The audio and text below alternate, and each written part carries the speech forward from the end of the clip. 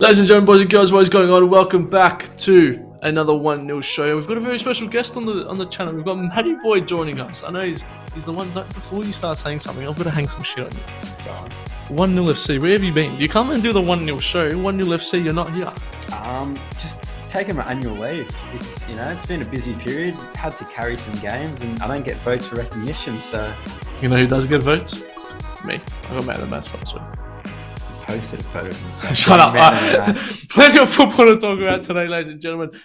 Man United played this morning. As you know, I'm a Man United fan. So I didn't really want to film this, but Matty Boy went on coffee and goes, let's talk about United. I go, fuck you. But at the same time, yeah, let's do it. Plenty to get through. Haaland, talk about that. And then Ten Hag. What's the first thing we will do if we're Eric Ten Hag when he comes in? Plenty of stuff to get through. So Matty Boy, to start us off, you're a Chelsea fan.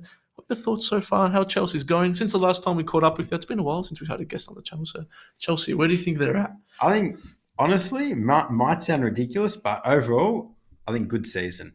Yeah? When you say Chilwell gets injured, we lose a lot. Alonso's been average the whole year. We come out, get done by Madrid in the first leg, come back, go 3-0 up. Should have been 4-0 with Alonso's goal. How many teams would do that? That's true. How many teams go to the Bernabeu and go 3-0 up? Yeah, we didn't get the job done, And then what happened? but Modric gets man of the match after playing one pass. Oh, controversial. Matty Boy doesn't like these trendy players, and I've got to agree with him a little bit there. There's these players that, like Darwin Núñez, he's the Benfica man, someone whose name's been coming up quite a lot. And I'm not saying he's not a good player, but it's these players that have a good breakout year, and then everyone's on them, everyone's quick to say that they should get them for this much and this much. Personally, I want to see him do it for a couple more years. Do it for a couple more years, then we can maybe justify spending 60 to 70 mil for you.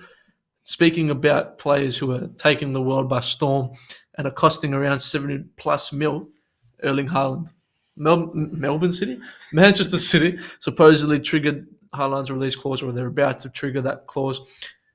I've got to go out and say, Matty Boy, Liverpool, you can enjoy your title race endeavours right now, because as soon as Haaland puts on that City shirt, I think there's no such thing as a title race in the next 5 years. It's over. You agree? It's over. No one's winning the league. They're too good. They're too good. I'm honestly semi-confident in saying that. Chelsea are going to get better, yes. Liverpool are going to get better, yes. United, we might get better. But I think as soon as Haaland plays a game for Manchester City, that Premier League title race, it's out the window. Premier League can be a farmers' league. It genuinely Is it will be. It could be a legitimate farmers' league. It could be, because who else is going to compete? Financially, no one can. It's not like City's an aging squad. They've got young players everywhere, talent everywhere. I think eventually Liverpool's method, in the sense of how, like, the player signings and the lack of money they've spent, I think eventually it's going to catch up to them. And I think that's when eventually fans will turn on them. I think it's a couple of years away. But they're going to look back at this period where they've got very good reason to be happy with their squad. But I think they've got to look back at this period where maybe we didn't invest as much into squad depth and into other sorts of players when other clubs were. And you look at Man City, I know they've got different sorts of money, but teams are going to get better. Hey, a couple of years, you never know. Newcastle. Newcastle could be not fighting for the title, but they've got to be a bit more of a threat, not an easy win. Teams are going to get better. And I think as soon as Haaland puts on that Manchester City shirt, I think title race, it's out the window. I think you can play for second place. Yeah, Champions League spots. Champions League spots. It might make it a little bit more. Teams are getting better, so Champions League spots are harder to come by nowadays. But unless you're like Arsenal, you just don't want to make it, then it's fine. But who wouldn't want to speak, bro? We got fucking smacked. Oh my God. Arsenal fans call Spurs bottle jobs, but they're bottling top four. I've been saying it. I've been saying Arsenal. I've been saying I'm not as convinced as what everyone else is. No way. I've been saying that I'm interested to see what's going to happen when they lose this first sort of game, where it goes from there. And they did. And like we said before, Manny Boy, they lost that game to Palace, and they lost that game to Southampton. They lost the game to Brighton. Now they're looking like, ooh, we might not make the top four. They got Chelsea next. It's huge. At Stamford Bridge. Man United on Saturday night before Easter, before church. Before I go find myself a Greek wife. I was going to say something, I can't say it. But it's controversial. Who do you think makes the top four? Spurs, easy. I said it when Conte came in, Spurs. It is. Conte Easily. It's unreal. It's Kulusevski, Son and Kane. Do you think Kane stays? Yeah. Next year? Yeah. agree. Especially if Haaland to City's done. Yeah, Where could Kane go? exactly. Liverpool and first Man United. We'll hold on that because I think it can segue us into the reason why maybe you clicked the video. Exhibition games in Australia, Matty boy. Now as of today, recording, Argentina versus Brazil got confirmed to play the MCG in July. We've also got Barcelona coming to Sydney to play against A-League All-Stars. And rumours are I've got a pretty good run to get a game for the A-League All-Stars. Then we've also got Crystal Palace, which we're going to. Manchester United, which we're going to. Manchester United, again, playing against Melbourne Victory. Celtic, Rangers pulled out. That's a lot of teams that are coming this year in a short space in a couple months to play a game in Australia. Do we like these exhibition games? I've got to tell you my views first, matey boy, because I think we're just getting absolutely fooled here in Australia. I think they know we're going to go to any game. I think they're all pretty confident that anyone here in Australia, as soon as we get a big team come to this country, as soon as we get a pretty decent footballing squad and club and history, I think we're going to jump on any opportunity we get. I've been sucked into it as well. I'm going to both Man United games here in Melbourne, and I think it's cool to see. But at the same time, when does it become a little bit overdone? I don't know. I think it might be a little bit controversial, but like Argentina and Brazil, we've had it here before. And how serious do these teams and national teams take it? They're here for a holiday. They're here for a holiday. They're here to make a lot more money than what they usually would if they were just to play that game in Brazil. Yeah. In what's pretty much a dead rubber match. Does it benefit anything here? Does it bring any eyes here? Does it give anyone more opportunities maybe because you've got these spectacle players in the same country? Or is it just that, welcome to Australia, have a photo with a kangaroo, practice kicking in AFL football, and then you can leave? Pretty much all it is. Like, where else can you sell out 100,000 seats? Yeah. Nowhere in the world. You come here, make some money. They don't really care. They're playing because they have to. And I just don't see the point in them. Got sucked in, but I don't see the point in them. The exhibition games here in Australia, though, I'm all for it. But by having too many, makes it feel a little bit...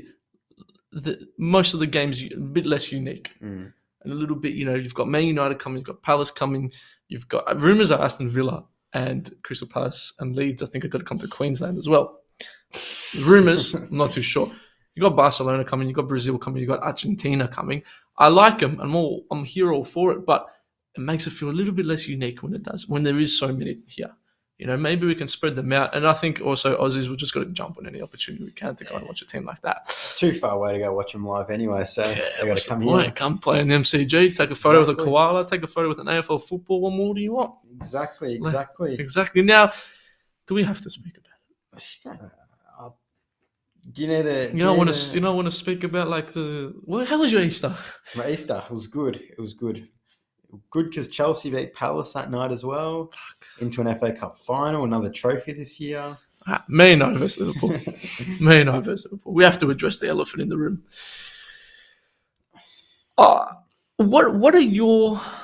As a Chelsea fan, try not to be too ruthless on me. What are your sort of opinions and thoughts on Man United now? It's a dead club. You don't fear playing Man United like you used to. Yeah, that's true. You don't get scared. Like you used to go, Old Trafford, shit. Yeah. You say Man United, shit. Now you think Man United, easy. Easy game. It honestly, watching the game this morning, honestly felt like it was Liverpool versus a Watford. Yeah. It just didn't feel like Liverpool are here. Okay, we've got a Man United team coming to Anfield. They need this win almost as much as Liverpool need it. Different context for the season, but it's as important for both teams. Yeah. And it's like, holy shit, I know we've got to start playing. I don't know, bro. I think we're a fucking mess. Which, the 4-0 result, I was expecting. I was expecting that to come. You could see it coming from miles away. I was excited for it because, as usual, United get you that little bit of tiny hope. And go, maybe we can win. Maybe this is the game where something flips. But yeah, it just turned to shit. We played a back 3, back 5, whatever you want to call it. Phil Jones was absolutely buggered 30 minutes into the game. I think it was around the 30th minute mark where camera gets him. He's kicked the ball out for a quarter. He said he just he looked fucked, Matthew. You looked gone. A bit like me at futsal. Just talking about the back 5. Apparently, when Chelsea play it, we cop a lot of shit because our centre backs can't defend in a back 2. When United play it, they concede 4. Hold on. That back 5, Matthew, was Diego Dallo. Yeah, class. Lindelof. I actually like Lindelof. Yeah. I'll be honest. I think Lindelof with a good centre back with next to him, which I mean Just makes confident, it whatever. confident. Yeah, I actually don't mind Lindelof. Yeah. Like he's not the first one that I'd kick out in a rebuild. Harry Maguire, 80 mil. fucking Phil Jones. I forgot we had Phil Jones. Academy graduate. I What a forgot guy. we had him. What I a saw him guy. on the team. He's like, who's this new guy? Fuck, it's Phil Jones. Phil Jones. He's class. He's class. And everyone but Saka. Oh, Matt, I'll be honest. I'll tongue-in-cheek moment. He's fucking shit. 50 bags. Yeah, okay, cool. a He's shit player. shit. He's shit. It's not good, Matthew. We're a bit of a mess, which is why Ten Hag is going to come in, revolutionise Man United, and it's all smooth sailing from there. He's just not. Thanks for watching. See you next week. He's not. Well, that's why we're going to go into the next segment, the popular segment. Ten Hag. What is the first thing? And I'm going to have a separate sort of video just focusing on Ten Hag and my honest thoughts on it. What is the first thing you do if you're Ten Hag and you come into Manchester United? First thing I do, get rid of Darren Fletcher, and all the people can walk. All of them walk. Put it, yeah. All of them. That's why I bring Matty Boy along to these stuff. Fletcher should have been gone when Ole was gone. 100%. Fletcher should have been gone when Ole left. I think as soon as Ten Hag comes in, just to re-emphasize Matty Boy's point, as soon as Ten Hag comes in, all these managers have to go. All of them. Bring in your whole entourage. From the top down, they're all got to go. I'm 100% with you. And I think they all, like you said, they all should have been gone as soon as Ole got. You know, the fact that Carrick took us through a game after Ole was sacked, beyond me. But he's going to be the most successful Man United manager of all time. I 100% agree with that. I think Ten Hag come in, and it feels like I sort of repeat myself every single bloody year. But if we can just bring Ten Hag in and give him enough sort of, what do you want? We'll support you. You know, like, get what I mean? If like he said, hey, I want to bring in him, and her, no worries, we'll support you. Bring them in if this is what you feel more confident in. If you're more confident in bringing these managers with you from Ajax or from whoever, and you got to win us a trophy, do that. But isn't this what happened with Jose Mourinho? You had the best coach of all time. Hey, as Louis van Gaal said, and hope you're well, Louis. I heard he's a bit sick. Manchester United, they're not a football club anymore, unfortunately. They're not run like a football club anymore. It's a brand. We know Arsenal's a bit of a brand. They're a streetwear brand. They're a fashion brand. If United was a football club, Conte would have been there now. If they were a football club, Conte would have been in the top four easily. Hey, if United were a football club, we could still see Jose Mourinho still there. He's long gone. Do you follow Mourinho on Instagram? Yeah, he's a Mourinho's Instagram is the best thing I've seen. It's unreal. He's sitting there, he's like, we've just been Napoli, now it's time for pizza. Yeah. I love it. Mourinho on Instagram, unreal. Be more like Jose. Back to the serious topic, mate. I'm all for it. First thing you do, come in, get rid of all the backroom stuff, all that sort of thing. Ten Hag, what do you want? Who do you want? Welcome to Manchester United. Where do you prioritise something like Harry Maguire's captaincy? He's gone.